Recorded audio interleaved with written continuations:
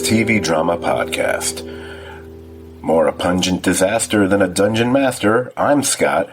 Later, I'll be joined by everyone's favorite Jedi Master. Wait, that's the wrong show. Let's go with that D&D thing. Let me see. Will called himself Will the Wise a few seasons back, so later we'll be joined by Brian the Benign. No, wait, Brian the Banal. Or is that Banal? No, it's Banal. Banal. Brian the Brusque? No, whatever. You know what? Brian will be joining a little later. I'll just intro him then. Yeah. It's not very common for me to break format like that, but stranger things have happened. And that's why we're here tonight to talk about Season 4, Part 1 of Stranger Things. Now, if I were to assemble a top 10 STVD podcasts, that's serious TV drama for the uninitiated out there, which would be culling through all 345 of them, I do believe the one that covered the first season of Stranger Things would definitely make the cut for, that top 10 I just mentioned. That would be episode number 133 from way back in July of 2016. Actually, that was quite the summer. We were doing a lot of very eclectic podcasts back then. I mean, the audio quality might not have been the greatest. I think I just started using that Radio Shack microphone at that point. But the content at the time more than made up for it. I mean, we were covering everything that summer. Game of Thrones, Preacher, Crazy Ex-Girlfriend, Peaky Blinders. And even later that summer, I did the infamous Let's Get Drunk and Watch Gotham podcast. But it was the Stranger Things one. That one was just, scrupulously researched and put together, so carefully. And I co-hosted that with one of our frequent guest podcasters so many years ago, and that was Cade Edwards. I wasn't really a big fan of the second season, and that could be why we didn't cover the second season. And then Cade was taken from us far too soon between the second and third season. It was kind of a shock, for me at least. So as a result, it really felt wrong for me to ever podcast about the third season when that was released, despite how much of an improvement I did feel it was over season 2. But, I think hopefully with Kate's blessing, I think enough time has passed to take a stab at Stranger Things once again. Now, from its inception, Stranger Things was always a hybrid of Stephen King and Steven Spielberg, with a little dash of John Carpenter sprinkled into the mix. You take that concoction, then you steep it deeply, oh so deeply, in 80s nostalgia, and there's Stranger Things for you. But what I greatly appreciated more about Season 4 of Stranger Things, probably far more so than the previous 3 seasons, was that yes, there is still a slew of 80s references and Easter eggs and whatnot, and hey, maybe we'll mention a few later on. Maybe we'll just leave it to y'all to track down the multitude of BuzzFeed-like articles that list all the many references. That's not what we're here for. But back to the season, it felt far less reliant on such nostalgia. I mean, not to be cliche here, but it truly felt more about plot and character than it ever had before. Now, are there plot holes and logic gaps in this season? Sure. One could never claim the writing of Stranger Things is airtight. It never has been. But the ride is pretty tense and definitely fun-filled enough to overlook most errors and mistakes and so on. And even some of the ones that have been tackled in the press by the show's creators, for example, like 11 being just a little more chatty during her time as a much younger child under Brenner's care than we remember from all those season 1 flashbacks. You know what? Whether you buy their explanation that they practically mute or few word using 11, that was more of the post-massacre 11 than what we were seeing during this season. Whether we believe it or not, it doesn't matter. I actually was more impressed by the digital wizardry of cutting Millie Bobby Brown's age in half in many of those scenes from her current age of 18 to 9. Now, Speaking of such scenes, let's dive into that opening of the series, as it does set the bar for the dark and even violent nature of how the rest of the season unfolds.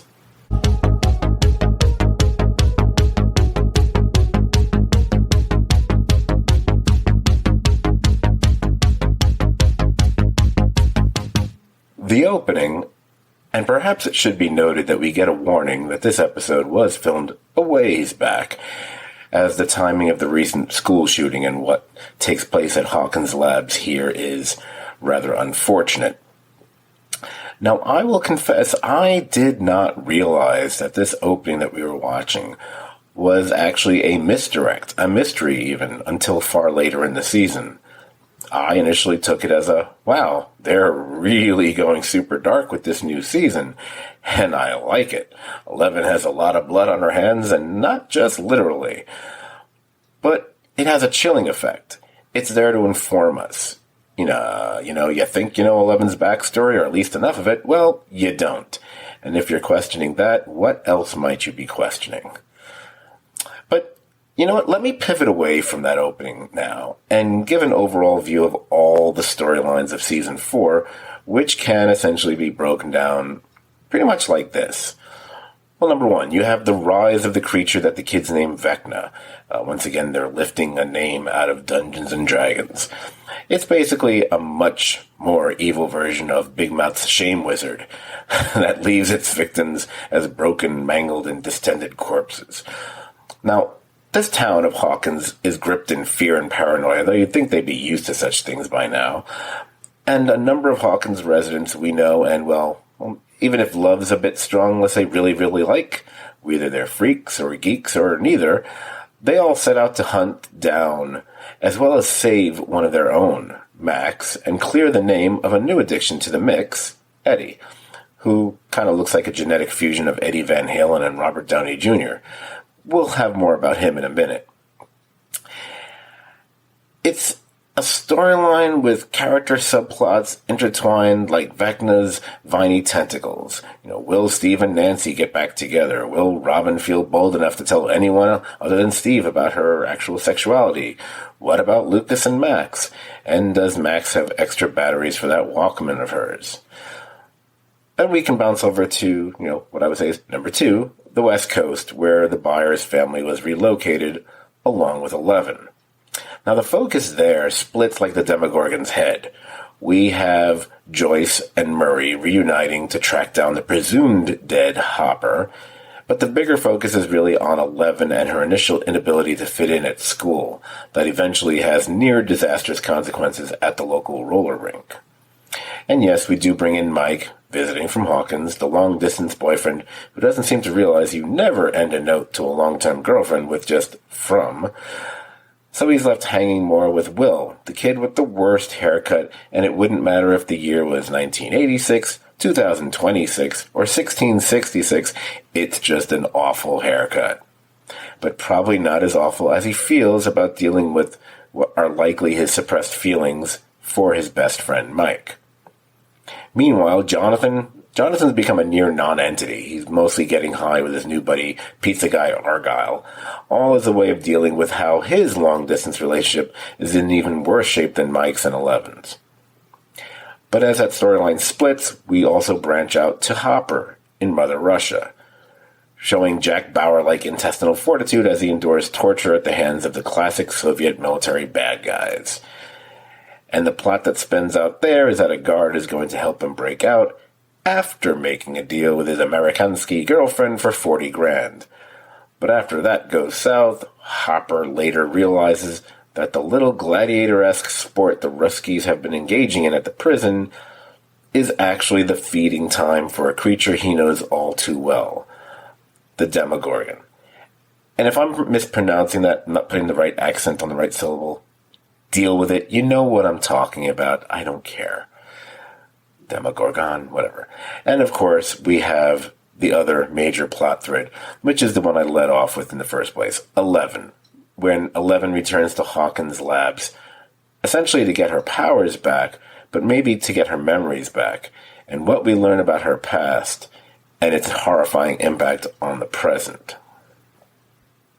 So let me back up just a bit, maybe throw a few more bouquets at Stranger Things overall before discussing these storylines as they both diverge and eventually converge.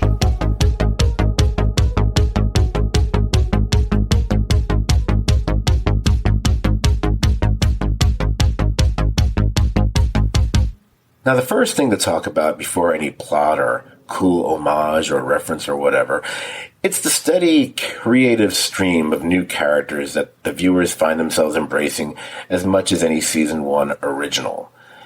And I do mean major players, not someone like Dustin's mom or someone like that.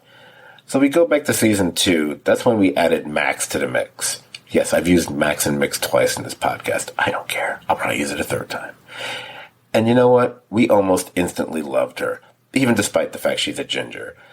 Now, who else popped up for the first time in season 2? Well, I guess there was Max's brother, Billy, who maybe we didn't love quite as much, but he certainly played a big part in the previous season, haunting Max right up until, this season. Then there was Murray, of course, Murray. And Brett Gelman adds a special sort of crazy comedic zaniness to whatever he touches. From the most throwaway sitcom to, the series finale of Mad Men even.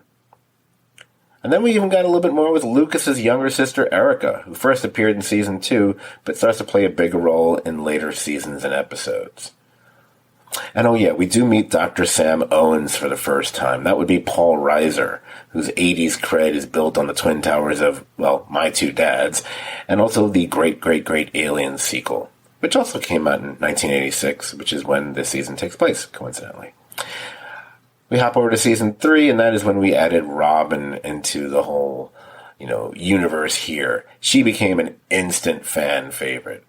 Most of the other season 3 editions either didn't survive the season or simply just aren't factors anymore. Your Jake Buseys, your Carrie Elwayses and such. So let's just get right to season 4, which is why you're actually listening. Now we can wave off the freshman year bullies like Angela and her unnamed crew. Who cares? Now, we do have a couple Russians dressing things up. Hey, see what I did there? Russian dressing. Yeah, I'm lame.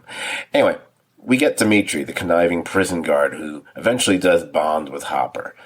And then we have his man on the outside, the perpetually bad-joking Yuri, who essentially steals every scene that he's in, which is really hard to do when you're sharing screen time with someone like Brett Gelman. So that's very impressive. Meanwhile, out in California, there's Jonathan's new buddy, the not-so-tightly knit Argyle. And if we go to Hawkins Labs, there's... how shall we refer to him? Let's go by the credits for now and call him the friendly orderly for the moment. There'll be lots more to say about him later. But the biggest addition, in terms of screen time and maybe just plain old fun time, is good old Eddie Munson. Now, is he just a little bit too old to still be in high school? Well, let's put it this way. Most of our kids here, probably all of our kids here, they're too old. I mean, the actual actors are now at least a minimum of 5 years older than what they should be, for the most part. If you take Mike, Justin, Will, Lucas, then put in like Max and 11, the average age of all the actors that play those characters is 19. Since they're all supposed to be roughly 14 to 15, see what I mean? The older kids, Jonathan, Nancy, Steve, and Robin, I believe they're all supposed to be seniors at this point. The average age of those 4 actors is 27. So when you look at Eddie, and the actor who plays Eddie is Joseph Quinn, that actor is now 29. That puts him right in line with those aforementioned seniors there. I mean, dude, Joe Keery, the guy who plays Steve, he's 30. so you got that. But look, let's face it. Much the way I mocked season 2 for being very 80s in the sense, it was like most 80s sequels, basically telling the same story yet again, only costing way more money, but feeling cheaper and more gimmicky and less pure and true than the original. Think of all the high school movies from the 1980s. Let's go with, The Breakfast Club. What do you think the average age of all those kids serving detention was? 21. only 2 of those actors were actually in their teens. The rest were in their mid 20s. Did I just stutter and say mid 20s? Better still, take a movie like Ferris Bueller's Day Off, which coincidentally was also released just like Aliens in the year that this season is taking place, 1986. The average age of those 3 high schoolers was 24.3 years old. Look, you start going up and down the list of movies from Fast Times at Ridgemont High to, well, pretty much every other John Hughes movie, and you'll discover that a major trope, tradition, whatever you want to call it, was casting adults as kids over and over. Now, it's not that this is just an 80s thing. We certainly had that in previous decades as well, but we certainly noticed it more during the 80s. Now, with Eddie, I'll confess I didn't warm up to him right out of the bag. That's just me. I'm sure others feel differently. I actually found the scene that introduced him to be, I know I said cliche once, I'll say it again. It was a little cliche. And it wasn't remotely as believable as most anyone else I'd met in the Stranger Things universe at that point. But you know what? He won me over when he was handling his Dungeon Master duties. The fact that one of the key characters in peril throughout this season is a totally new character whose initial impression, at least on me, was that of an a-hole. And I ended up caring as much about him as anyone I've followed on the show since season 1. It really speaks volumes to both the writers and the actor. So a little huzzah for all folks concerned there. I mean, honestly, Eddie reminds me of so many dudes I've known over the years. And hell, if I had chosen the life of a burnout, I might have been an Eddie type myself. Maybe without as thick and lustrous a head of hair. I did have hair. Shut up, people. But in pure attitude, hell yeah. You know, I might not be quite as metal, but I'm still a rocker, baby.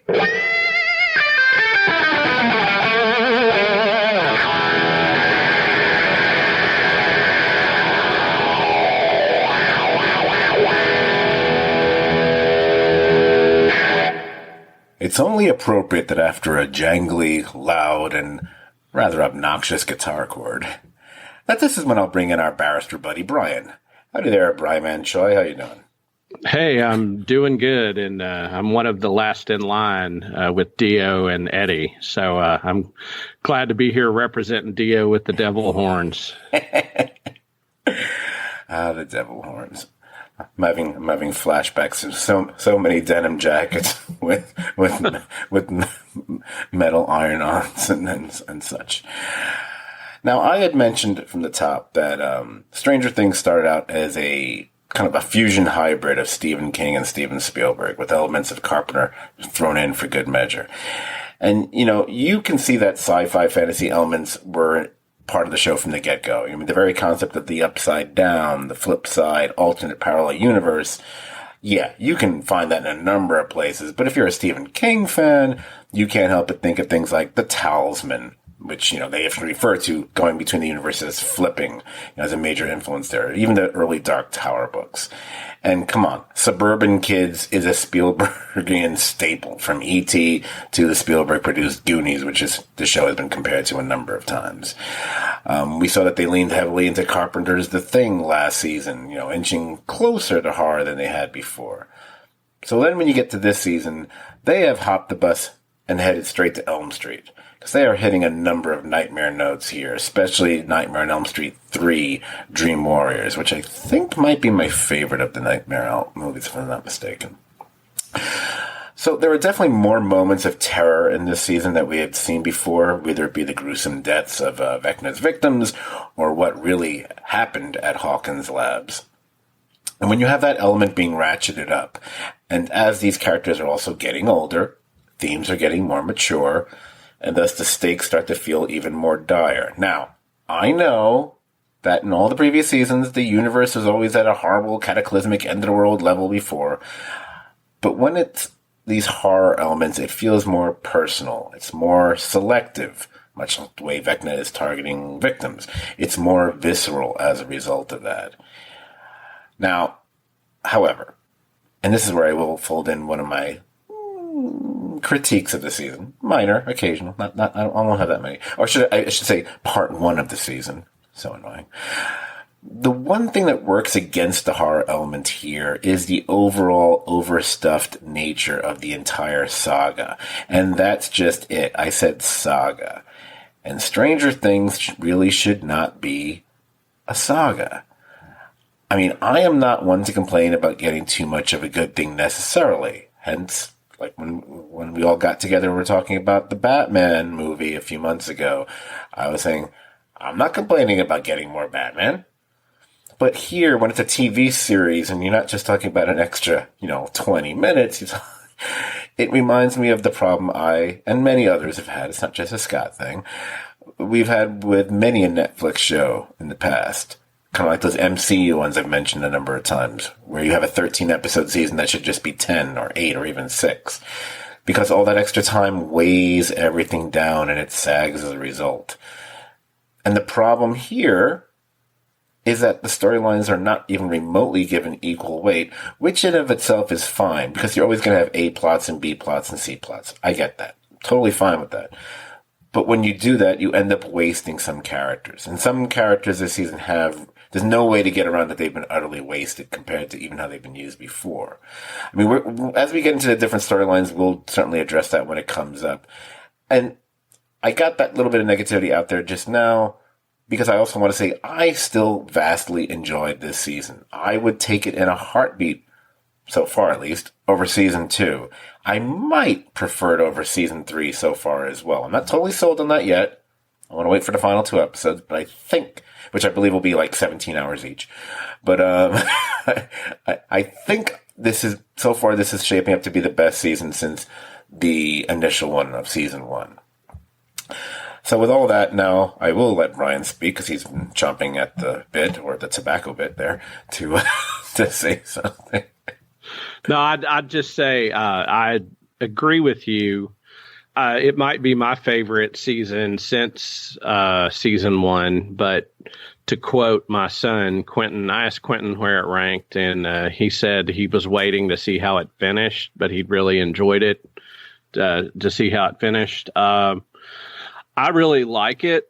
The only frustration I've had, and it's minor, is at first, like, they go to get Hopper pretty quick, and that drags on like a little too long. Like, it stretches over several episodes, and I mean, I didn't expect them to go to Russia and back in one day, but it's like sort of like Game of Thrones. They get on the plane, and next thing you know, it's going down there in Russia, and then it's still like a while before we get to Hopper. Mm-hmm. So I think I was a little frustrated by that. But that being said, I still thought it was pretty cool. And we get the one good thing about that is the actor who plays the, crazy conspiracy guy. And I think, if I'm wrong, correct me, I think it's Barton Gellman. Who's that actor? Is that right? Brett Gelman. Okay, Brett Gelman. He gets to flex some pretty cool comedic chops. There's some good stuff with him that I enjoy. So I mean, it's not a wasted trip, but I just, with the stakes of what's happening with the kids, I think you could have put more of that on screen and a little less of the trip to Russia. Mm-hmm. That's my only complaint, but I will say, and I've seen some stuff and heard some stuff that I totally disagree with people slamming on the new characters. For an 80s show to include Eddie and Argyle, like, did you not watch 80s movies? Like, 80s movies had the long-haired stoner and had the rock and roll dude. And I found both those characters a joy, and I've enjoyed them in this season. I especially enjoy seeing a dude wearing rock and roll buttons and pins. And I put a article up on Facebook, I think in the Serious TV group, about like Ronnie James Dio's estate actually let, the character have the vest and the patch for Stranger Things. So for me, and also another thing I really liked, is it harkened back to the Satanic Panic.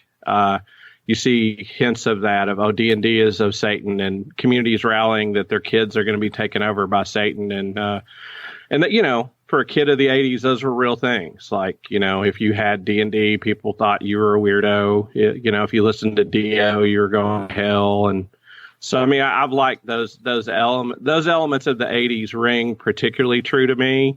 And so I've really enjoyed it. And I think it's my favorite season since season 1.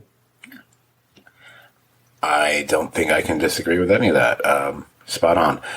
Yeah, and yeah, we'll dive even a little bit more into the issues, both good and bad, with the Russian storyline. Fairly soon, not too soon. You know how these things go. But that is where I have some issues, and I have issues while still enjoying it. So it's like I'm critiquing it and I have problems with it, but it doesn't mean I didn't enjoy it. But but it could have been better. And again, we'll get to it when we get to it. So with all that said, let's reverse engines here and let's sink our teeth into this syrup-soaked egg of a season with the first storyline I want to talk about here.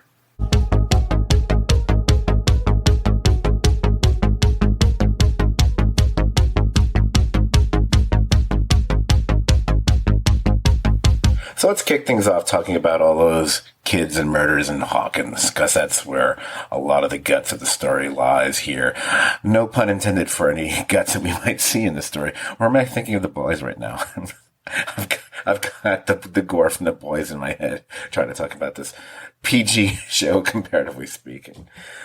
But a lot of the heart of the show is following, the storylines of the aforementioned Eddie and and Max, but then you've got Dustin and all the stuff that goes on in Hawkins, and where it's kind of like if this was Sunnydale.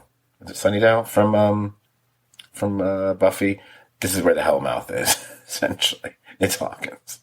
They're probably separated by a mountainside, or if it was done by Zack Snyder, it's separated by a river. Anyway. Wow, I'm geeking out with references right and left here. Oh my God. I think I just lost an eyeball on that one. Anyway, I would say of the different storylines that are going through this season, this is, to me, I like the fact that this is the one I'm kicking off with. It's the main one in my mind, because I think it's the strongest one that we follow for the entire season.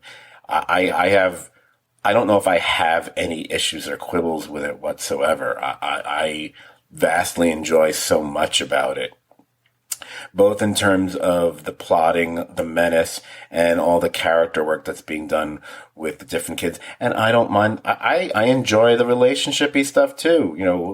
Will Steve and Nancy get back together or not? What about Lucas and Max? I mean, maybe the guys on the basketball team are a little bit, but they feel, they feel so 80s. I don't mind it. Even if they're a little corny, it's like, all right, they're 80s. I'm okay with that. And we got to kill one of them, so I'm good with that too. Yeah, it's like Revenge of the Nerds, except instead of, getting slime dumped on them, like one of them gets to die and, the rest of them are in real peril. But yeah, I mean, it's one of those things that I wonder my 16-year-old son watches it and enjoys it, but doesn't get the tropes that you and me get. I wonder if people like the 80s stuff, there was always the jock that picked on the kids. There was, that was a mainstay. And often it was in romantic comedies or comedies, and, the tables were turned. To see that dynamic in a more disturbing setting of an 80s sort of horror genre mashup, it works quite a bit. Right. Usually if you saw it in something that was more horror-wise, it would be, I mentioned John Carpenter before, so maybe something like Christine, where, a geeky or nerdier guy was getting picked on and whatever, and where that leads. Or maybe you might see elements of that sometimes in the occasional slasher movie, perhaps. Right. And you refer to that, you actually sort of see an homage to Christine in the labs. Right. Absolutely. But one of the things that people, because, there's always those plot lines or stories or scenes that get everybody talking. there's wait till me and Jamie talk about The Boys later this week. That show kicks off with one in the first 12 minutes. But to be a bit more serious, there's at least one, there's probably more than one, but there's definitely one that people were talking about from this first little run on Stranger Things. And that involves Max. And it involves her, in the world of the Upside Down and her trying to escape it. And it's become probably the most talked about thing because of the use of music. And you are more musically inclined than I am. So the one thing I thought was interesting this season, outside of that music usage, which again I'm going to leave to you to talk about in a second, and maybe I was almost happy about this. Even though there were other tracks used during the season, they certainly were. I didn't feel as inundated this season as I have in the past, where I remember watching it before and going, okay, how big a budget does this show have? Because I feel I've watched, 20 minutes of the show and they somehow use 10 different songs, which isn't even possible because it's only 20 minutes. We'll use a minute here and 30 seconds there, or whatever. It's like, get every artist possible. But here, I'm always appreciative when a movie or a TV series or TV episode it's not just that they'll have music on the soundtrack, but they use it to great effect. And it can be, and I can go back to when you and I discussed the series finale of The Americans and how much we enjoyed the use of what could have been a very overplayed U2 song, but it's used so well there, it works perfectly. Or you can go to the first season of Legion and the way music is used in that, where there's literally words and notes being used as weapons and stuff. Or when we've talked about other things, be it movie or TV shows, where the song is important because of what it means to the character. And here, it's so important for that character because it is literally what is going to save her is her attachment to that song. So I'll let you talk about it because I knew the song, so I'm not that stupid. I did know the song. It wasn't something that was in my regular playlist, but I did know the song. No, I love that, and I love when a song or something is used and it's not just like used for that segment. And I don't know that I've seen a song used in a show like this much. I mean, that song, it's almost like when you watch, if you were watching musical theater or opera or something where like certain notes indicate like that character, like you would hear that song and it attaches to Max and it's sort of Max's theme for the season. Right. And I mean, the song it's a wonderful song. Kate Bush is, an artist. She's not a pop song singer. I think probably her most popular thing ever was, the duet she did with Peter Gabriel. Don't Give Up. Don't Give Up.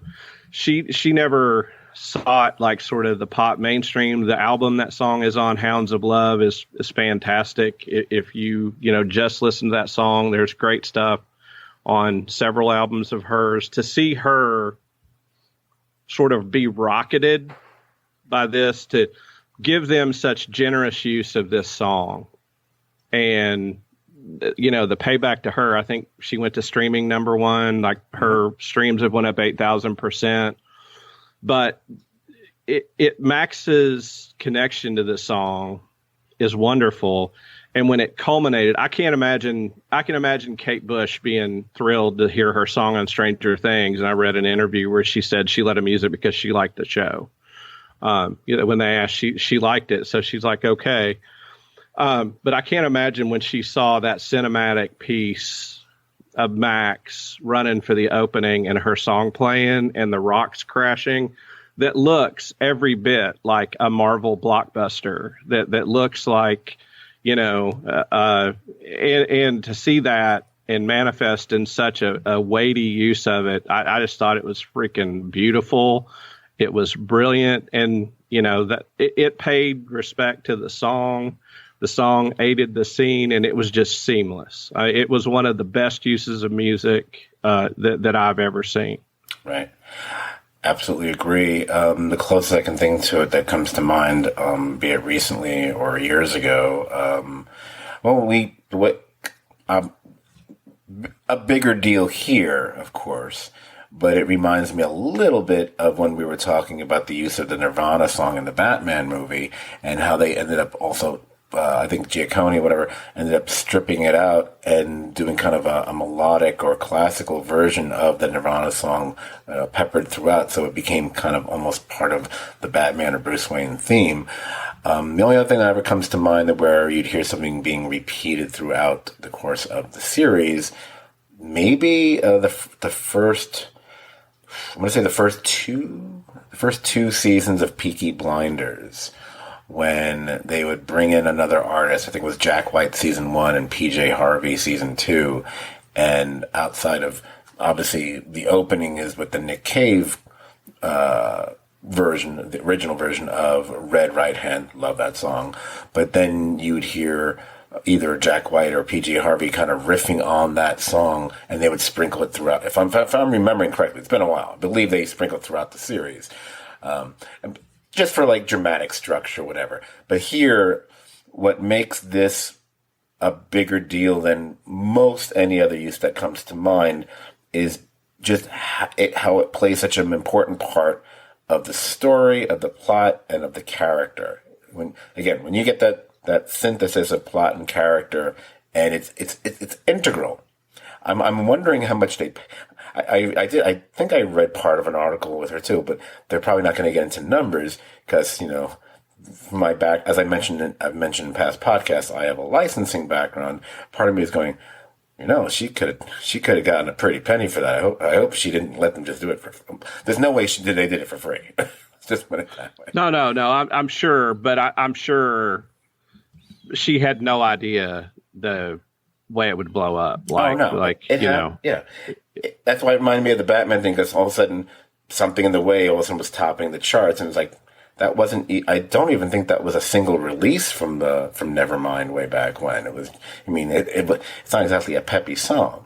Or right. The only other thing that comes to mind if you go back in time to the final episode of The Sopranos, and all of a sudden the Journey song blows up because everyone was talking about it. Right. And no matter how, even people who were angry about the finale were still downloading or buying the song. It's very funny. And I think an important part of Max and that song is that it also held meaning for me, because I was that kid, like when I got on a bus to go on a trip or something, I had my Walkman and I had my songs. And, when I was that age, music is still an important part of my life, but music was huge to me when I was the age of these kids. And it's kind of funny, a random fact that I figured out by seeing when they will graduate would be a year after I would have graduated. Like if I was in their high school, I would have been a sophomore and they're freshmen. And the funny thing is, at the age they're at, like they're a year behind my son. Like there's this weird symmetry that me and Quentin are both within a year on either side of these kids. So that's what it's like when I was a kid, and he's seeing it through the eyes of being about that age. And I find it fascinating because I'm looking at things like Walkman that take me nostalgic, the songs of that time, and he's just seeing it, relating to it as a kid that age now. And but the Walkman, and you see her, that's like her talisman. She's carrying that Walkman, and when things are getting rough, she's putting the headphones on, and it's just amazing. Like the use of that song, the way they did it just is amazing.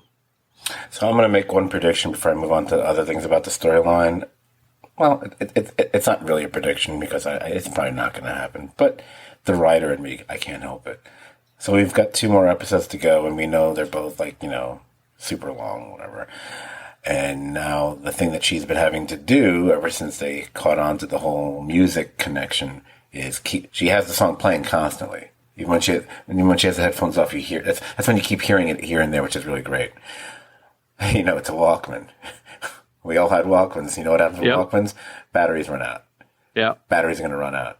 I mean, they don't have to, but I'm thinking it's right there. It's right either there. That or your tape gets eaten. Especially if you're, well, yeah, it could be that too. You're right. Yeah, right. It could be that too. Which means, oh God, we're going to have to hear people sing it. Oh no. So, oh no. I've seen that done on TV shows too. Like, I don't need to see that. So let's flip around with some of the other folks that are in this storyline. And one of the fun, interesting things that happens is where somehow Nancy and Robin become a little pair of detectives. It's like Lois Lane and Nancy Drew, off together. And Nancy had not really met Robin before, I guess, from the way they're interacting. So it was interesting seeing the way the characters played it. I really was enjoying the actress who plays Robin's performance, because you can tell there's a certain nervousness about her, and she's one of those people, and we all know people like that, who as they get nervous, they start to talk more and more and faster, and they start it's like there's no filter, which is funny that she's doing that, and yet she does keep one, but she doesn't go as far as to say one thing. And I understand, because that's a deeply personal thing. But if you're in any way concerned that she might have the wrong idea about you and Steve, well, that would be the one way to set her straight. No pun intended. But this is 1986. You're not going to be so forthcoming with such information to someone that you genuinely don't know. It took a lot for her to say that to Steve, if I recall. So meanwhile, I keep thinking, I don't know if Nancy really thinks the two of you are together anyway. I'm waiting for them to do it, her to drop something in those last two. It's like, yeah, I know. Maybe Nancy has a really excellent gaydar. Who knows? So let me get to the fun stuff.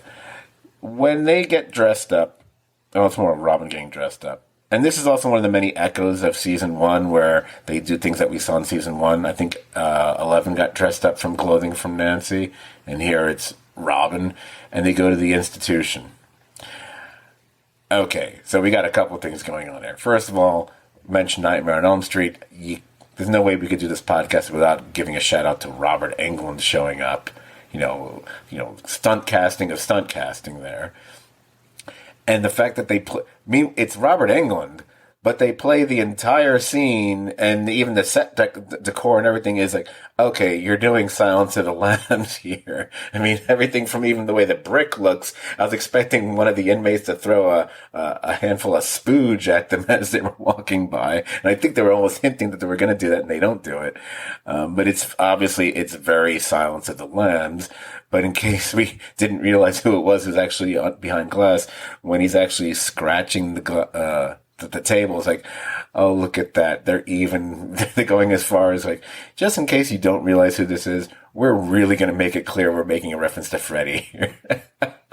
Yeah, it's a great homage. And it reminded me, you and I had a recent discussion about the way the show Mythic Quest casts Danny Pudi in like a role, the polar opposite of Abed from Community. Mm-hmm. He's like the anti, like in this, like this guy's the anti-Freddy. He's like the person Freddy has persecuted and got in his dreams and tortured, and is leaving him alive, and even references later, like, I'll visit him again. Like he's like Freddy's victim. Right. In this, which is brilliant. And seeing him, the reveal, like, you don't see his eyes, like, because he turns and his eyes are obviously sewn shut. And but it was brilliant casting. And I read somewhere, like, of all the people that appeared on the set, the Duffer brothers were like completely geeks when he showed up. Like, they were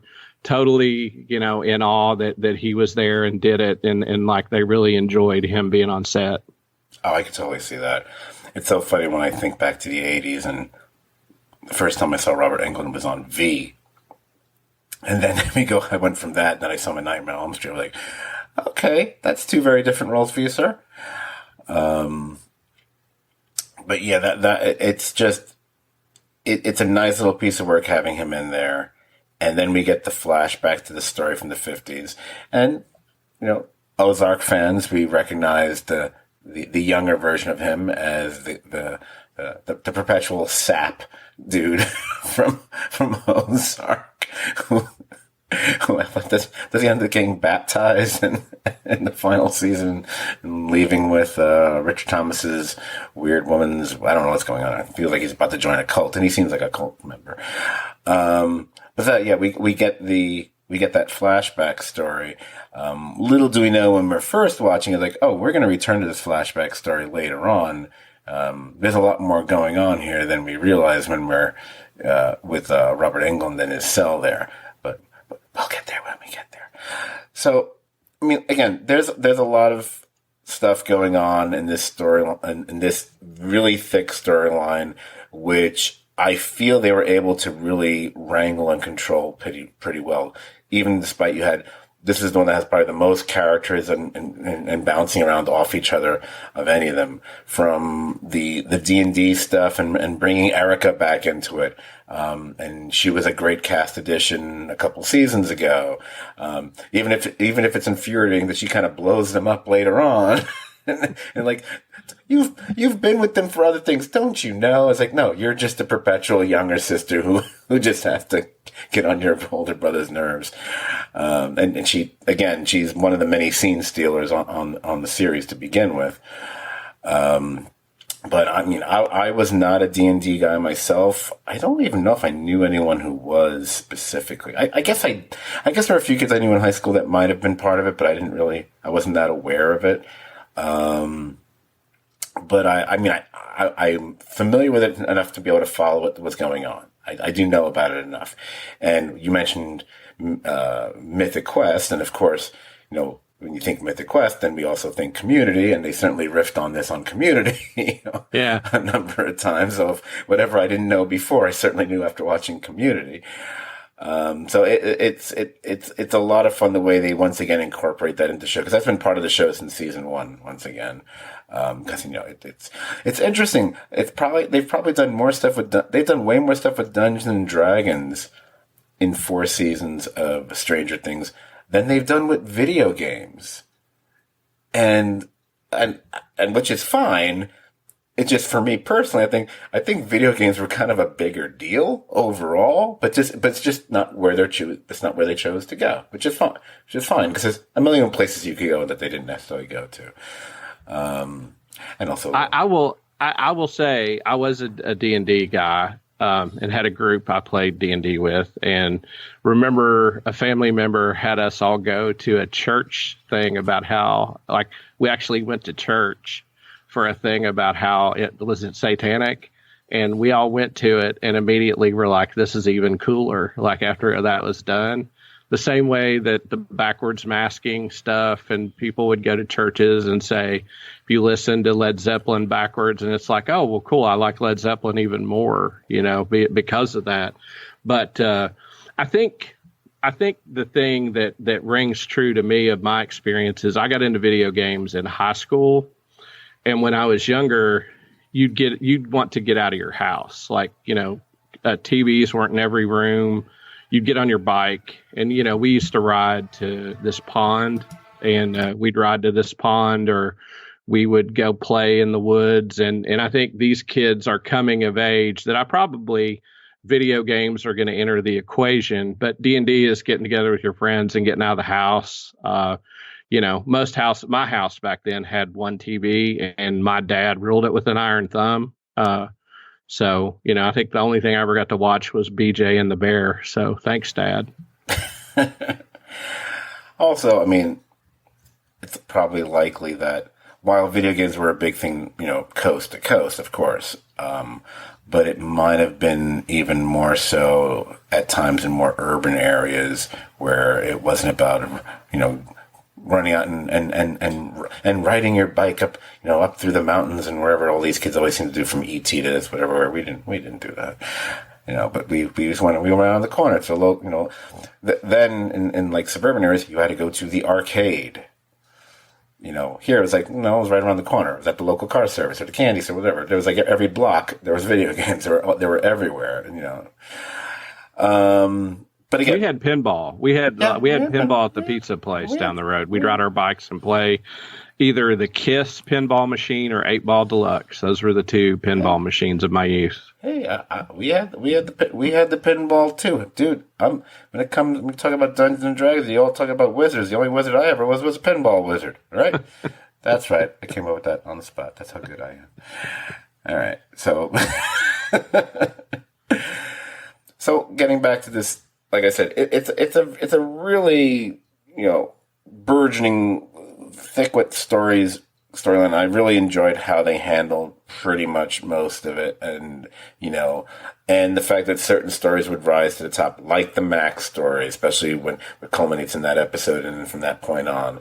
And then we get interested more in following the Robin and Nancy stuff, because that's uncovering the mystery of everything. So there's that slight Scooby-Doo aspect to it, if you will.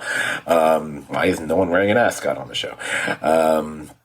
It's one of the storylines that they can afford to do outside of maybe Murray, and we'll get to him eventually. You can sprinkle in more comedy here between the interactions with, Steve being frustrated. He keeps being left with the kids all the time. and it's interesting because, if we're playing the game of their high school freshman and he's high school senior, they're not really that many years apart, but they feel like they're many years apart. That might factor into what I mentioned earlier, the actual ages of the actors, when you realize, people who are whining about the guy playing, you weren't here to hear it, about how old the guy playing Eddie was. Like, hey, the guy playing Steve, he's a year older than him. Shh. Exactly.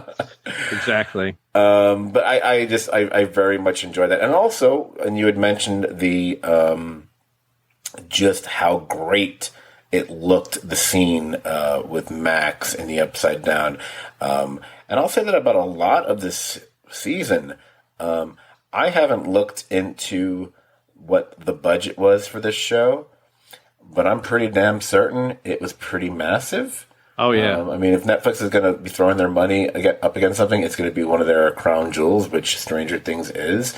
And it's everything from, and also things even cost more money in the era of COVID, because that made you have to add those costs to everything you're doing. And there were scenes that they couldn't get an actor somewhere, and the person was like on the other side of the freaking world, and they had to do some crazy filming and CGI, whatever, just to pull off. There's Billy. Billy wasn't there. I think Billy was in Australia, I heard, or something like that. But it looks great. I just really got a kick out of certain things. I love the little idea of whenever the first thing that a potential victim would see would be that grandfather's clock somewhere. And literally the bell tolling for you kind of concept.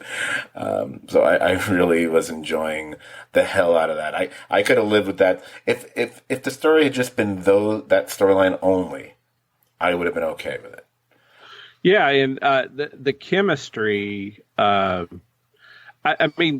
we may not like the decisions they made to split characters and where they went, but this season, I thought the chemistry of all the characters clicked. And, it's funny you mentioned Scooby-Doo, and I was sitting here thinking, you had potentially Daphne and Velma going off and then coming back with Fred, who's Steve, and then you have the goofy stoner Shaggy, who's Eddie. And it's you sort of have the Scooby-Doo connection, but it's like they're doing an investigation. They're sort of doing the investigation that leads them to the gate. And the chemistry was great. I just really enjoyed the storyline. And I like to bounce off something you said earlier.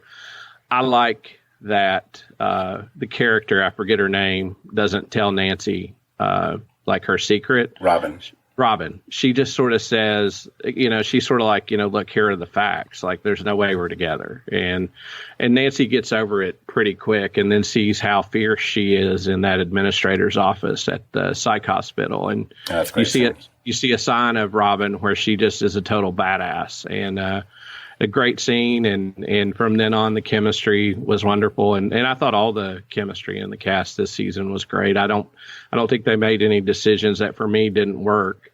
But I will say I loved the setup you're talking about when a character knows like that their time's almost near.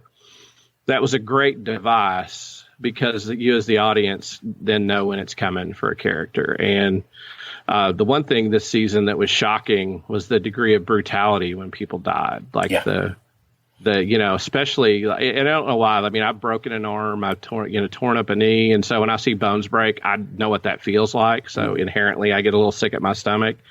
But the thing that really bothered me was like the jaw, when their jaw would like dislocate and crack to the side. And that took this to a new level that was just sort of terrifying when you'd see that. And the rise up in the air, right, where they would start to float. I thought that was a great device because when something's about to happen that the character's in danger. Right. And that's usually the last thing that happens before, crick, crack, boom. Yeah. The bones breaking, the first thing I thought of when we first see it, I guess it's in the very first episode, when it happens to Chrissy, my mind immediately went to season 2? I think it's late end of season 2 of Oz, where I think it's Beecher has his arms and legs broken, and the visceral, just the crack, whatever. So whenever that's depicted in anything from that point on, that's the first thing I think of. What happens with the jawline and the distension of it and the distortion of it, my mind went right to, and they already dipped their toes in this water before, as I mentioned earlier. It's John Carpenter's The Thing, when you'd see during the transformation how the faces would be distorted and the jawline would be kind of like, all mangled and whatever. It very much had that look to it. I think the shocking one for me it was not Chrissy, because we knew something was going to happen to her from the moment they introduced her character. I think the surprise was when it was the kid who was with Nancy from the school newspaper, and when he's first haunted by someone at the door, like, wait, this kid, cause they had already established him as a character, and he was just kind of like this, whatever, nice but annoying kid and whatever, and it's like, wait, what dark thing could he have? And then we find out, and then it happens. It's like, oh, they're killing kids. They're killing kids. Where's Pennywise? They're killing kids here. Oh yeah. And I kind of felt like the basketball player who wasn't one of the worst of the worst, when he gets killed in the lake, like that's kind of a surprise. And, you want the really bad basketball player for it to happen to him. Or the guy wearing the hat, I would have been happy if it was the guy wearing the hat. He's not the main one, but he's just annoyed me. Let me throw out again, and if any other geeky things or anything occurs to us about this storyline or the others, we can certainly circle back, but I want to move forward. But since I do love making my geeky references known here, and I said we wouldn't cover most Easter eggs, but if they popped into my head, I will mention them from time to time. Kept talking about the D&D club, whatever. Gotta point out that they're named the Hellfire Club. Hellfire Club, that's taken directly from the X-Men. And you go back to season 1, I think it was, where this whole thing between Dustin and Will, a deal they make for a certain issue of the X-Men. And that issue of the X-Men, as I did look this up because at the point I was curious about, is an issue with the Hellfire Club. So it all comes around. There's a loop. All right. So we even though, again, obviously, if anything else occurs to us, we can bounce back to this whenever we want, but I think we need to head to the other coast.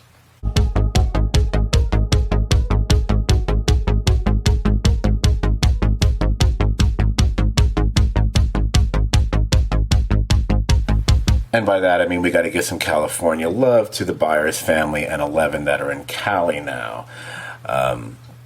So the setup here is 11 trying to essentially assimilate into society, and how she's not really able to do that because kids are horrible, horrible, horrible monsters. She thinks she's a monster. No, kids are monsters. You're okay. Trust me. So let's talk about what takes place in California, not beyond there necessarily, because you've got all that between the Byers family. You've got Joyce wondering about Hopper, and then she eventually tracks down Murray as well. And then you have Mike from Hawkins, Indiana, showing up, and you have all these like reversals of things from previous seasons going on here, and we see how different people are dealing with their respective long-distance relationships, as I mentioned earlier in the podcast. So this would be one of the parts I have some issues with. They're not major, but I can't ignore them at the same time. Since I'm talking, I'll just get it out of the way now. It's interesting. Okay, let me put it this way. It's one thing if I'm watching season 2 of The Wire, and McNulty was a major character in season 1, but he's kind of relegated to being more of a side character in season 2 because the focus has shifted somewhere else and we're dealing with other players now. While he's still there, and it's actually a very cunning and genius thing that they do on The Wire, but he's still a presence, and he's still there. I go to Stranger Things. Jonathan was a pretty major important character in this series. You know, whatever season you want to pick. Jonathan is pretty much nullified this season. Can anyone think of anything Jonathan does that's really of any consequence? Really? I mean, the most interesting thing about Jonathan is his new friend, Argyle. That's what makes Jonathan and Jonathan being high when they're having dinner. And I guess one could say, "Oh, this is the part of Jonathan's life where he's getting high." I was like, "Yeah, but that's 7 episodes, and he doesn't really play much of a part in it." So I'm just kind of like, eh.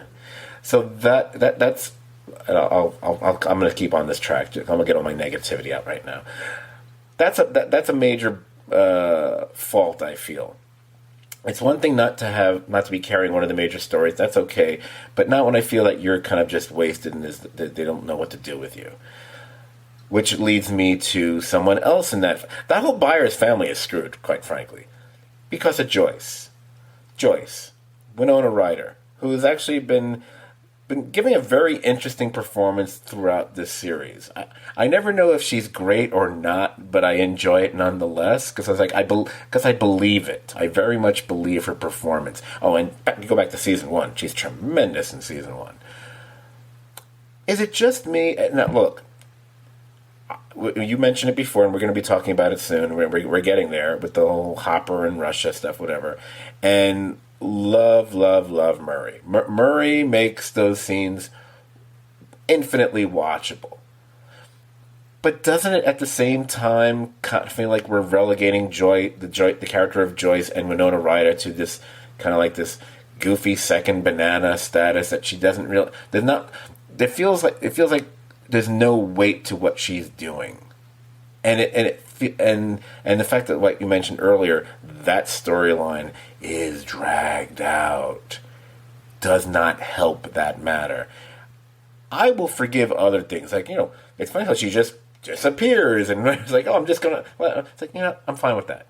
I'm okay with that because there are things that are fine. This isn't real life. I don't care. She's got a kid at home who's supposed to be at least 17. I think Johnson's supposed to be like 17 or 18, whatever. So there is a quote unquote adultish person there. It's okay for her to do that.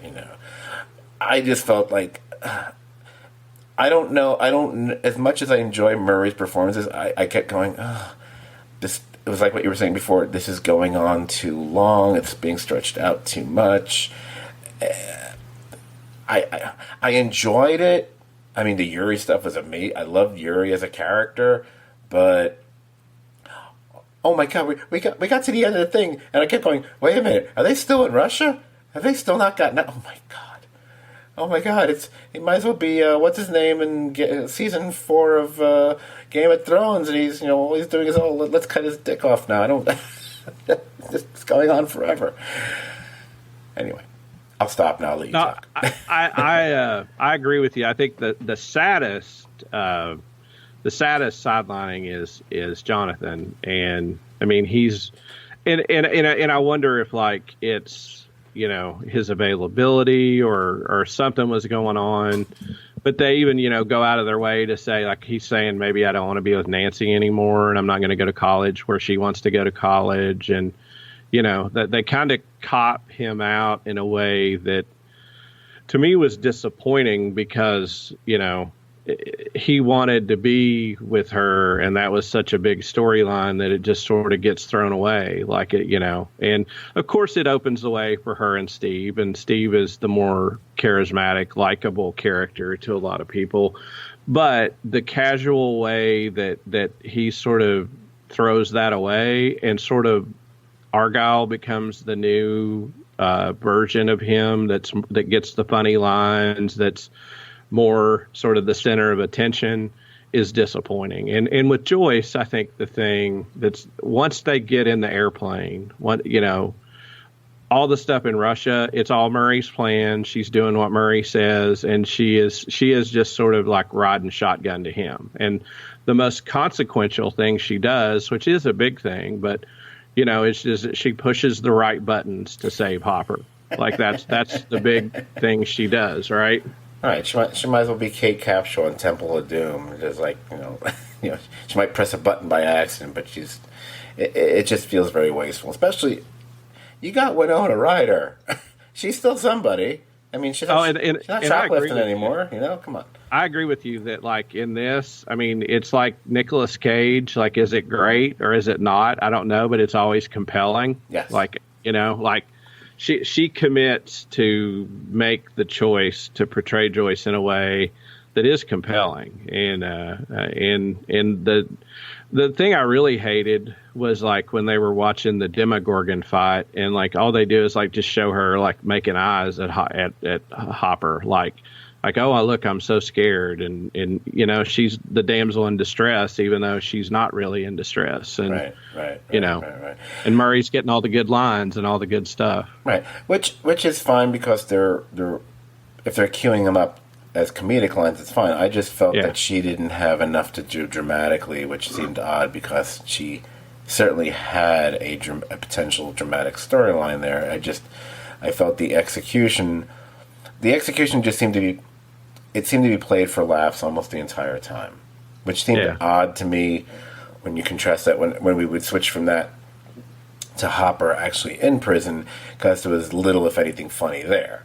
So it just seemed, maybe it was a tonal thing. And that's always a tricky thing, whatever you're doing, movie or TV, especially TV shows, about how you can veer in tone at times. And there are shows that can get away with it, and there are some that don't.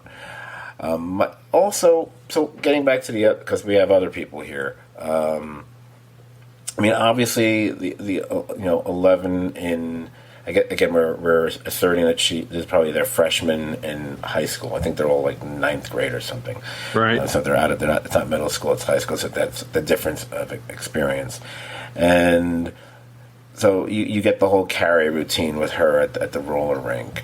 And except instead of doing the, because I think she had already, was it there she tries to do the hand thing and it doesn't work, or is it in a previous scene that she tried? No, she did it at the school grounds after right. They trashed her diorama of Hopper. Yeah, the diorama.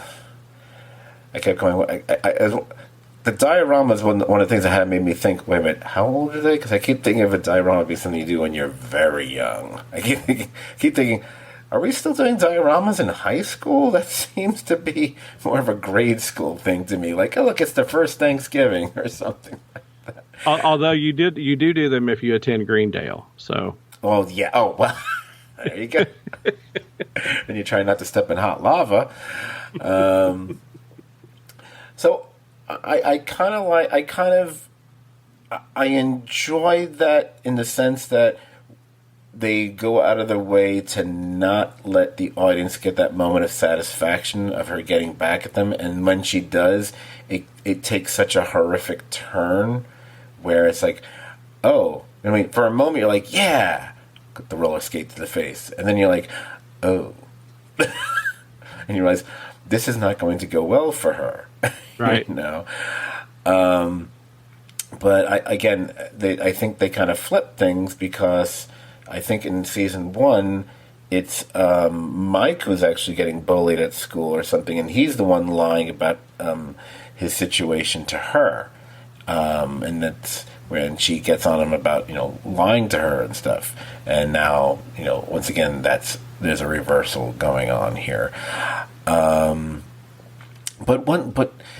once she leaves, it does feel like I don't know why we're even here anymore, because the remaining characters are like, I mean, to me, Will has always been the least interesting character on the show, of the kids anyway. The fact that they've kind of folded in this, or there's suggestions of something else going on with him, is interesting. I'll give it that. But I've still just never found him very interesting compared to Mike or Dustin or Lucas. And maybe that's the character he plays. He's kind of the least interesting one of them. The only thing that made him interesting is, oh, you're the one who gets possessed and becomes and all that other stuff. Or you end up with that haircut. I spent a lot of time mocking the haircut earlier. You missed it. So, it may very well be the worst haircut I've ever seen on a TV series. He's an interesting character because they make him intentionally. He's always been the quiet, withdrawn one, right? And it's hard to be. It's hard to stand out when you're that character. And there, like you said, there are hints in the conversation he has with Mike when he's talking about what happened to us. We used to be friends, and he sort of. I think his alienation is not just California. Is where it seems to be, where it's headed. Yeah. And I think there could be a real interesting conversation between him and Robin when they hook back up, if that's the thing that's being suggested. I think they seem. It feels like they're hinting at it. The way their conversations have gone, they've certainly dropped a couple little references just to be like, oh, look at if you freeze the screen and you see the project he's carrying. He's doing a project based on Alan Turing, the code breaker from World War II. And maybe people saw that Benedict Cumberbatch movie a few years ago. And what was that story really about? It was about someone who was closeted and how he was dealing with that. And these things are not coincidences. And no, it also that it would be weird to do that as a red herring. That would really because I like the idea of them doing this because he's at an age where this could be a thing. Yeah. And then we have to remember how old he is, and then remember what this is the mid '80s. What was going on in '86 and such. That's. Oh yeah, I mean, I can tell you, I went to school with people that didn't come out until they left my high school and left where we live because of the way it is here. And I should say the way it was. It's slightly better. It's not a lot better, but it's better.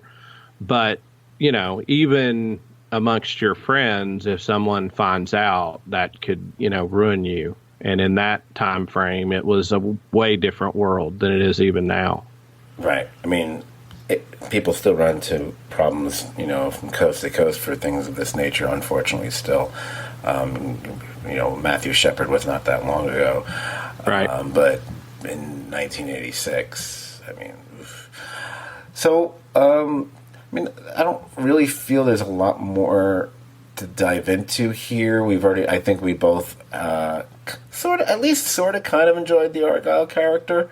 I mean, he's a little one note, but I still enjoyed him because I wasn't inundated with him.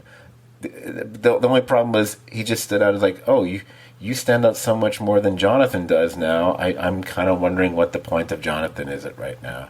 Like if they it's I was going to say unfortunate. he's Quentin's favorite character. He loves him. Quentin thinks.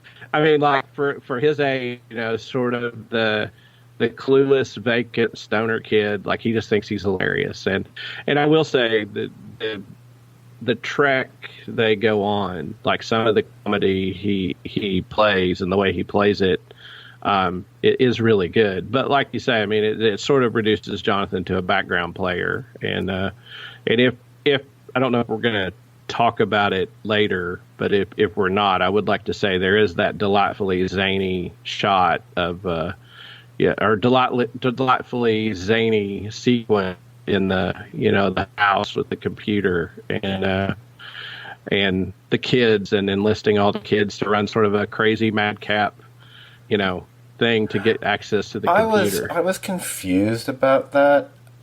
So is that like some giant foster home? Is that why there was like all these kids there? Is that what I think they were trying to suggest that they were Mormons, so they had a lot of kids. Mormons? Yeah. Because they go to Salt Lake. Yeah. Wow. I see. I am me. No, I'm smart. I did not even pick up on that. That's how dumb I am. First, I didn't get that the opening was actually a mystery, and now I didn't get that. See, you know what? I didn't have my, that kind of hat on when I watched Stranger Things. It wasn't like, oh, I have to start to unravel things and be all Mr. Smarty Party here. So thank you good thing I didn't do it solo. I would have just totally fucked that up. Anyway, I would have said, oh, so clearly, they're in a foster home. Like, no, it's a Mormon home. All right, so there, you brought it up there. There you go. Good for you.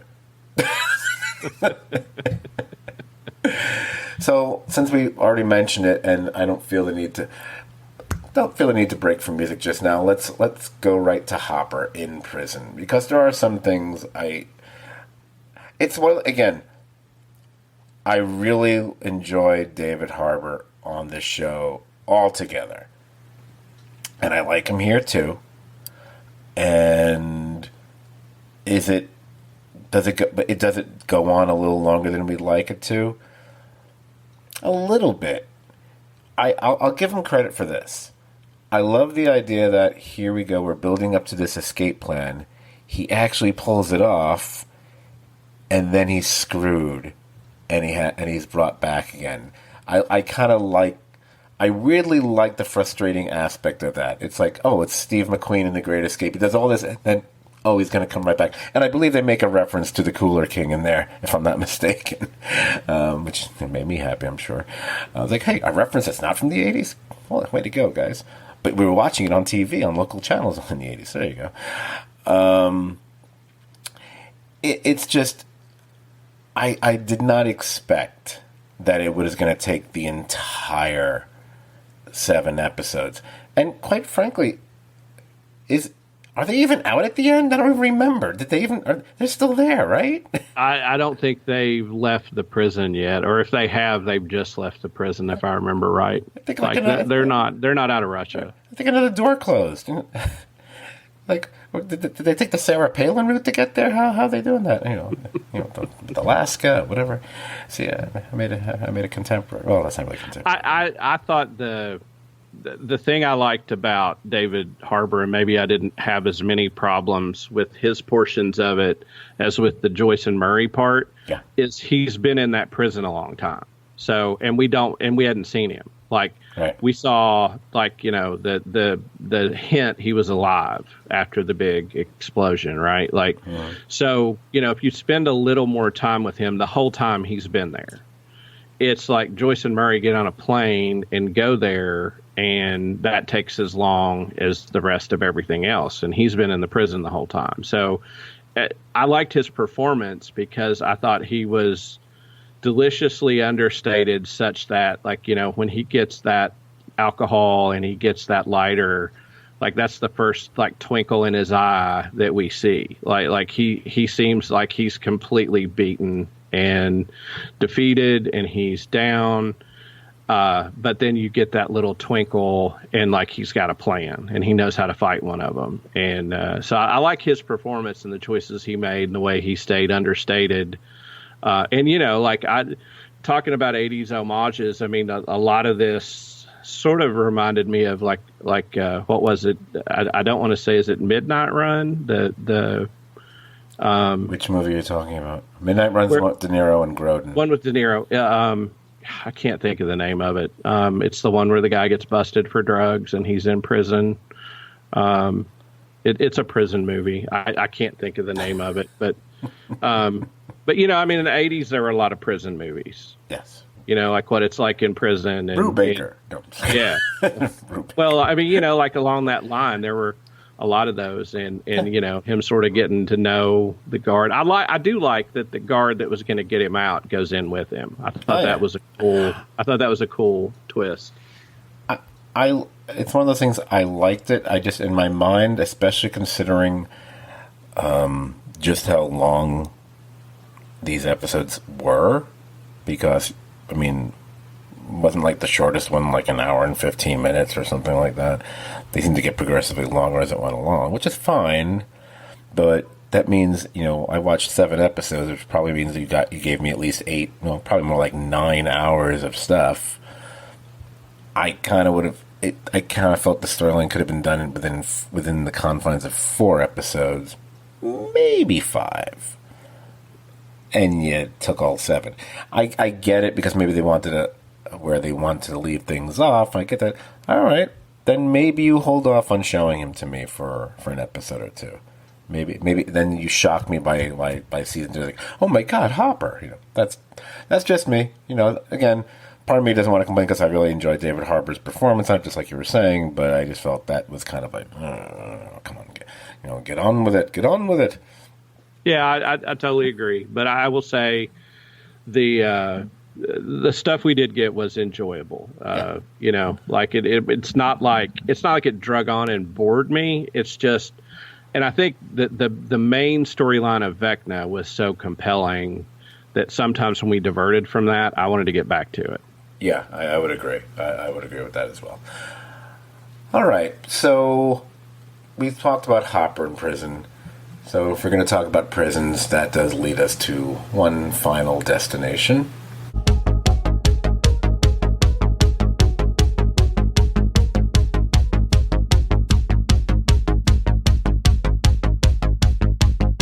And no, I'm not talking about the prison of one's mind. I'm talking about Hawk and Lads. I'm talking about where 11 goes. So this is what kicks off the season. This would be if the Vecna storyline is plot A or the number 1 plot, this is 1A. One might reverse those, depending how you look at it, since I would say 11 is the quote-unquote main character of Stranger Things. She has kind of remained in that slot since season 1. You could have said that about Mike to a certain extent at once upon a time, but certainly not now. So she gets returned after Dr. Owens finds her, and actually he's responsible for her relocation, so he arranges to meet her, and I guess he's got his own set of people and operatives that are working on his behalf, which is in conflict with other forces, within the government. I guess his is more the secret, they're kind of doing more rogue stuff, and the other people are finding. They believe she's actually responsible for the horror show that's going on in Hawkins and whatnot, whereas he knows that she might be the one thing that can help stop it. And which means we now have Matthew Modine is brought back into the fray, Dr. Brenner, the character that we have seen off and on for the past few seasons, and we're like, wait, interesting, because is he a good guy or is he a bad guy? Sometimes, he's a good guy. Oh, no, he's a bad guy. No, I actually like that gray area he sits in, because there are things you can see, he definitely does actually genuinely care, and there are so many other times like, no, he's a bad person. you gotta kind of just keep flipping back and forth there. The point of that storyline is supposed to be, this is how she is going to get her powers back. But what it does that's plot. But character is about, we're going to find out more about her and what made her what she is. And we may uncover some things that either, if we don't find disturbing, she's going to find disturbing. And that's that opening scene we got. And then the way that scene plays out initially when we're watching, you're like, oh, okay, she has done some horrible, horrible things. And we eventually discover, no, it wasn't her. Now, I will say this. The very first time they introduced the orderly character and the way he speaks with her, I'm sorry. As I just said, I'm look how dense I was about other things. I didn't even get that we're Mormons, you know? I am not one to go, oh, I called that, whatever. I'm going to tell you right now, it seemed clear as day to me, like, oh, one of these things is not like the other. There's something more to him. And I was saying, like, and when he was talking with her when she was playing the thing that reminds me of the Price is Right game. Oh, like Plinko? Plinko, thank you. And he was going, I'm not, I swear on my eventual grave, I was thinking, he's number one. Because I kept thinking, that's what it's going to be. He's the one. He is literally the one. And I'm just waiting for it. I had the same thought. The cool twist is there's a twist on the twist, though. Yes. Yeah. Now I didn't call. Oh, I didn't see that. No. I wish I could. I wish I had seen it, because I'd be so fucking proud of myself. I didn't see that. Well, I'll tell you, the funny thing is Quentin asked for my password at midnight. And I think we might have been recording Saul when that happened. I think it was last time we were recording, he said, "Hey, Dad, what's the Netflix password?" Right. And he started watching at like 12:01 and stayed up. And like by the day or two later, he was done. And I started watching it. And he goes, "Are you watching?" I said, "Yeah." And he said, "You're not going to believe the twist at the end." So, I figure out, they tell you he's number one. And I said, "Quentin, I knew he was number one." And he goes, "Oh," and doesn't let on. And then it was over. And the next day he went to his mom's, and I texted him at night and I said, "Holy crap, you were right." And he said, "See, I told you." That twist was, I thought he was talking about he'd seen bigger, number one, and that surprised him. So it shocked me when the next step happened and you find out actually, what we're really seeing is the origin of Vecna. Exactly. that whole story is, and you don't know it. That's the origin story of the big bad. That is where I felt, okay. I had mentioned at some point earlier in this podcast about the writing's never been airtight on Stranger Things. It's not. It's just not. But I will also give them their due when they deserve it. And that was the major twist that they deserve it on. The fact that I and so many others, we didn't see that coming. And it was right there. It's right there in front of us, and we didn't see it. It's like, I used the words about storylines being divergent until they converge, and this is how you got the storylines to converge in a rather major way. And then of course it's almost like the end of a murder mystery when you see things play out. It's like, oh, it's the end of The Sixth Sense. Oh, by the way, he was dead all the time. I just wanted to spoil it for somebody out there.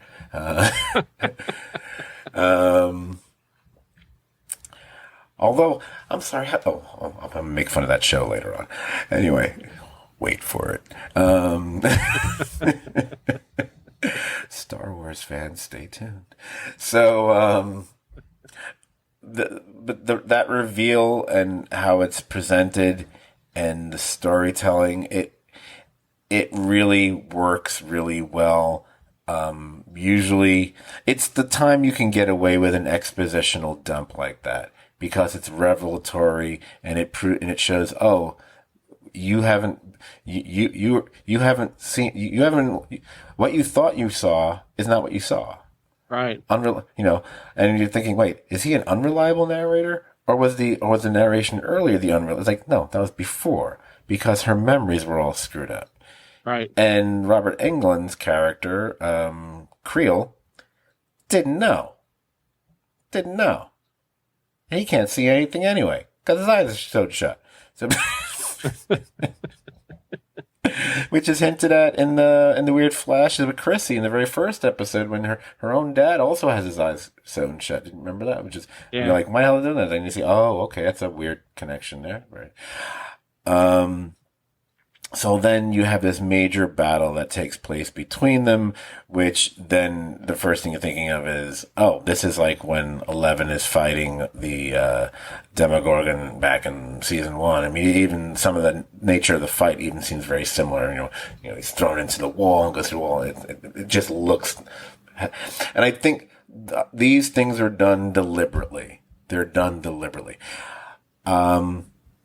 I had mentioned at the top of the podcast that some people had issues with the fact that 11 was talking so much in these flashbacks when we had been led to believe that she was, if not mute, then she spoke very little. And I know the creators, writers, the Duffers, or whoever, the Duffers, had come out and said that, no, she gets like that post-massacre. But here she was. And I was like, oh, who cares? I don't care. We believe it. I don't care. I was impressed. What I said earlier, and I'll say it now that you're here. So guess what? I'm repeating myself. Same podcast. I was just impressed with them making her look like she's 9 years old again. I like the CGI use of her. I thought and I also enjoyed the fact that they kept flipping back and forth. Okay, sometimes she's 9, sometimes she's 14 or 15 or however old she's supposed to be, and they just keep bouncing back and forth. Yeah, and I like they did that. Like sometimes she'd look in like the window, and she would be 9. The reflection would be 9, but she would be an adult. Like, yeah, and I think it was exactly what you're saying. Like, what am I seeing here? Like, it was to sort of make you think. Like, you know, is this what really happened? Is she reliving a memory? Is it happening now? And you don't, you know, you think you know what's happening, but until the very end, you're not sure. Right. Oh, and by the way, just speaking of things from the 80s, Gus, they have her floating on the water and the whole thing, which is vaguely reminiscent of a sensory deprivation tank, whatever. And the first thing I think of that when I think, and people go like, oh, like on Fringe? Like, no, idiots, not like on Fringe. There's this movie called Altered States from the early 80s. I think William Hurt's in that, if I'm not mistaken. Yep, he is. Before Kiss of the Spider, whatever. I think it's the first time a lot of people ever found out or saw what a sensory deprivation tank was, and of course it has much different consequences in that movie than we've seen it since. So again, I just thought it was like, hey, look, we found a way to squeeze another 80s thing in here. There you go. Boop, threw it in there. I really did enjoy this whole section. I liked finding out about stuff. Is there like, oh, look, she was bullied back then too, wasn't she? Whatever. Sure. But it makes it here it kind of worked. It shows the horrors of what was going on there, what Brenner was doing with these kids, with the electroshock thing and even shocking, the orderly. And then you start wondering, like, so he was number 1, but they had him working there as an orderly, and you think, there's more to that too. Why would that be okay? And you start wondering, and either they're gonna peel that back or not in the final 2 episodes, or they're gonna say, like, we're not gonna tell you anything more. I don't know. I would think they have to touch on it somehow. There has to be an explanation for that. That seems very strange. Yeah, and I thought that the story really was told well there at Hawkins Labs, because I thought like some of the little kids they had that were doing stuff when stuff kind of got scary, like when he made them all stand in line and he's shocking, you know, the kid who orchestrated the attack on her. You see the little kids, you see the fear in these little kids, and it's really quite horrifying to see what he's putting these kids through, and to see all of that, and imagine, you know, if that's what he's capable of, you know, like the gray becomes a little darker. Oh yeah, kind of like that. Now, I will say the thing I liked, Paul Reiser. Yes, absolutely. You know, I seeing him in that role, I wanted a little more of him in that sort of battling, you know, Matthew Modine's character to for the soul of 11. Like, hey, what are we doing here? Like you just seem to be torturing her, and I really liked his contribution. Yeah, I vastly enjoyed his part in this as well. I had mentioned earlier how I love the idea of having Paul Reiser in it to begin with, because although there are those who know him from Mad About You in the 90s, whatever, to me, I think 80s because of, My Two Dads and Aliens more than anything else. But yeah, I very much enjoyed him in it. So, and we're left with, cliffhanger on top of cliffhanger on top of cliffhanger, and we have to wait till July 1st that, everyone's getting out of the upside down world. By the way, did Steve actually bite the head off a bat during that whole thing or not? Because I didn't actually see that, but then Eddie makes the Ozzy Osbourne comment. I said, I know he was he was ripping it apart and smashing it. Did he actually bite it? Did I miss that? Yeah. He Okay. bit one of the flying bats. Yeah, it's funny because there are certain parts where you see all the sequences in the upside down, especially when all that stuff is attacking, and it's got a kind of an album covery kind of look to it. I mean, it might as well Meatloaf spat out of hell or something like that. Yeah. Well, and I think it's Robin that says something like, can we get rabies from this? And, I love it. And like when I was a kid, it's like, when we were kids, people worried about rabies. Rabies all the time. Yeah. Yep, you're absolutely right. And I kept being warning, and there's these big needles, and you have to, there's giant shots for 7 weeks or 9 weeks or 70 weeks or. Don't mess with that stray dog. You'll get rabies. I got bit right on that. Anyway. Is there anything else that you would like to mention about this before we start to wrap things up? I would like to say there's one thing that I didn't think they addressed, and I think it was intentional. Steve got bit, and they show that wound at one point before he's wrapped up. Mm-hmm. And that wound starts to look pretty gnarly. Mm-hmm. Like looks like the sort of same type of design as like the gates and that kind of creepy living material that you saw that started spreading in one of the earlier seasons. Like I think he's infected, and that's going to go somewhere pretty dark in the last 2 episodes. That is a good thought. I was thinking about the bite as well. I had forgotten about the details of it, but I kept thinking, just in general, you got bit by something over there. Robin's rabies reference might not be too far off. Not rabies, but something far, far worse. Right. So I would not be shocked if they build upon that. I mean, I guess Nancy is still trapped over there. I believe that is Barb that we saw in the swimming pool, or some zombified version of Barb. I even went into IMDb to look up the actress to see if she had a credit for it, and she didn't. So I don't know if they actually used her or just some sort of prosthesis to look like her or not. I'm not sure.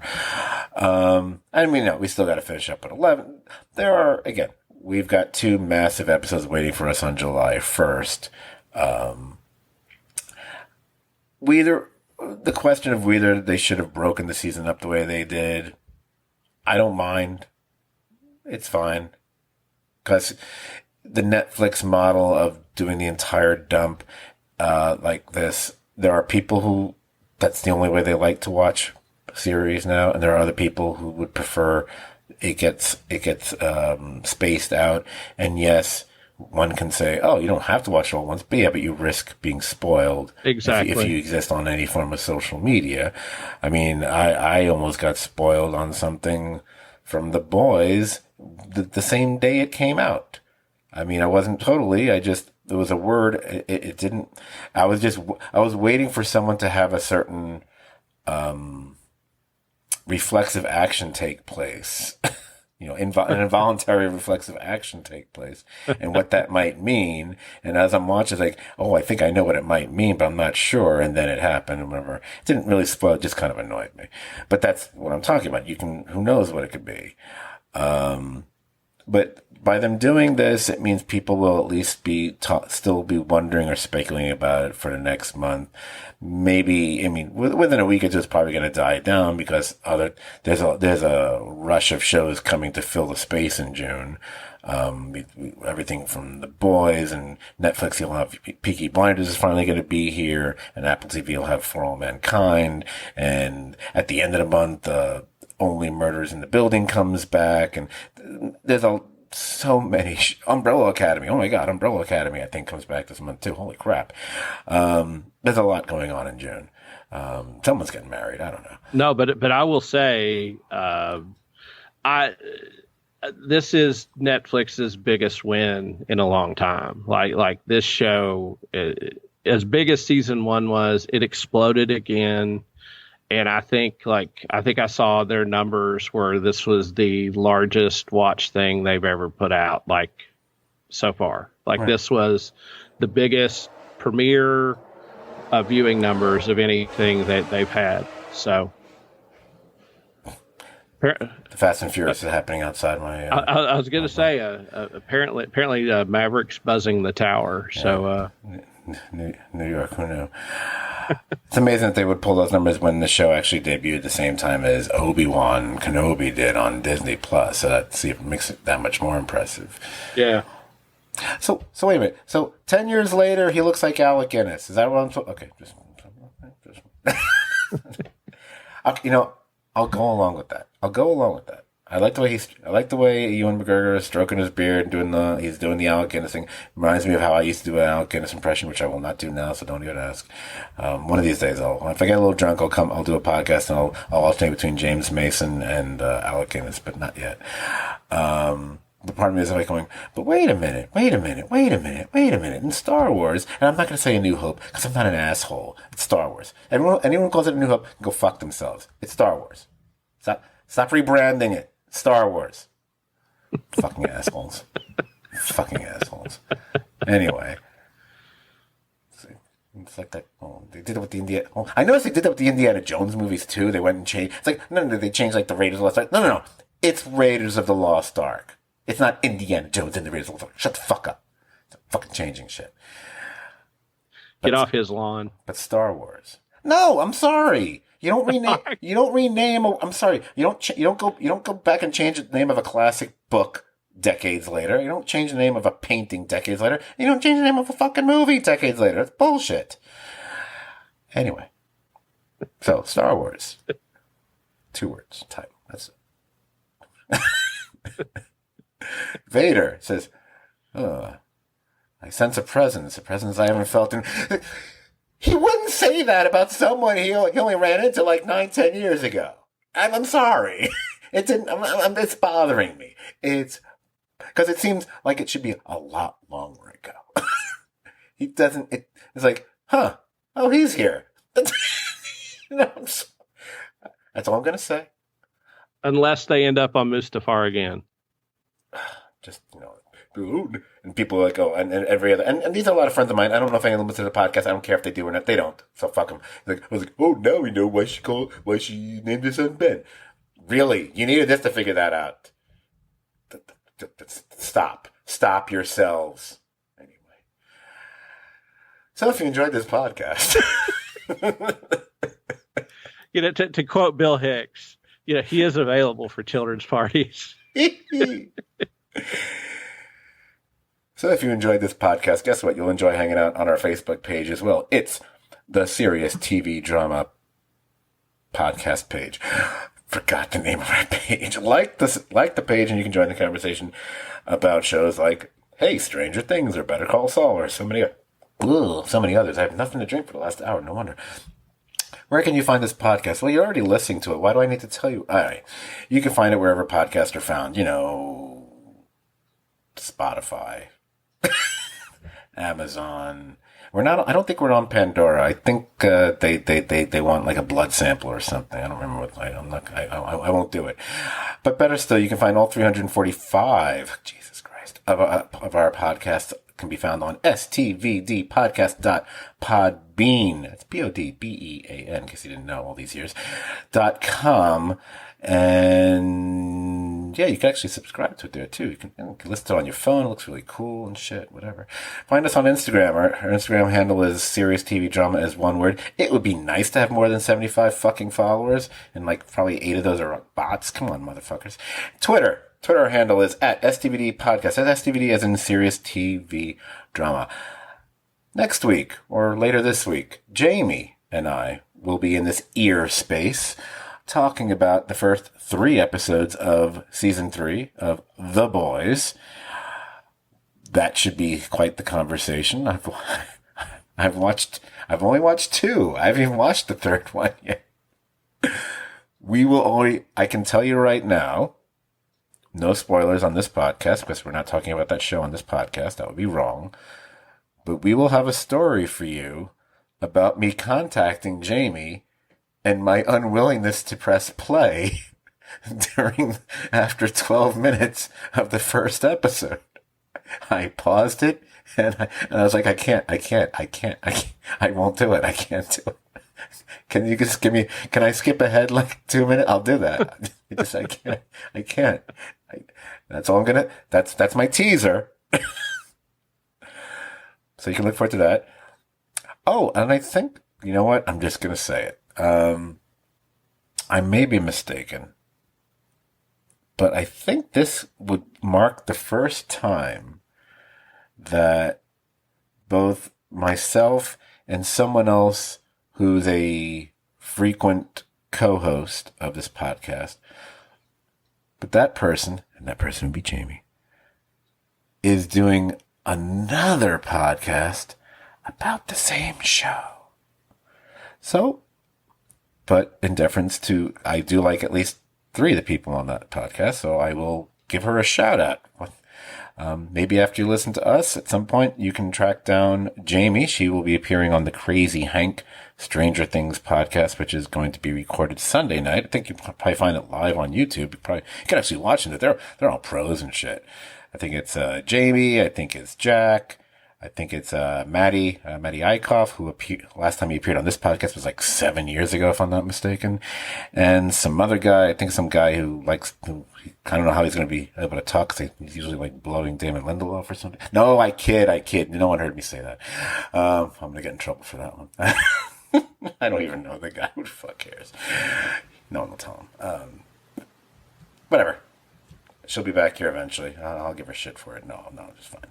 Anyway, I'm glad you guys got to listen. This was the surprise impulsive podcast we chose to do. And if you're wondering, hey, did you just decide to do this podcast because you heard Jamie was doing Stranger Things somewhere else? Yeah.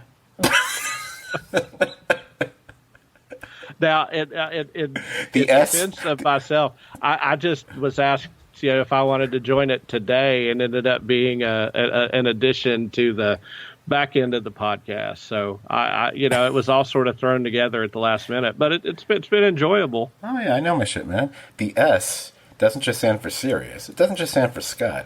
It stands for spiteful. The spiteful, terribly vindictive drama podcast. Or dick. Anyway, all right. On that note, Brian, thank you so much for, me basically recruiting you just an hour or 2 before we actually recorded. And thank you to myself for actually deciding to do this. So. Well, it was enjoyable. And let me end with a reference. Let me say that since I'm the last in line saying goodbye, that I encourage all you rock and roll children to stand up and shout. Long live Dio. Long live Eddie. Thanks for listening.